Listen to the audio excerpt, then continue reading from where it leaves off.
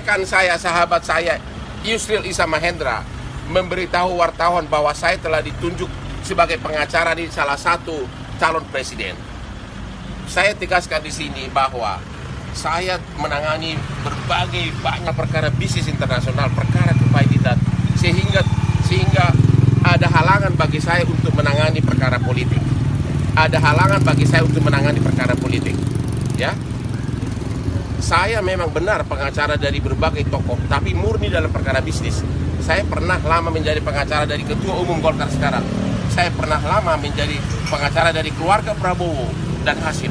Saya sampai hari ini masih sebagai pengacara dari Haritanu, Ketua Perindo, MNC Group. Tapi saya tidak menangani perkara politik karena klien-klien saya para konglomerat tidak setuju kalau mencampur adukan perkara bisnis dan politik. So, saya tidak menangani perkara politik.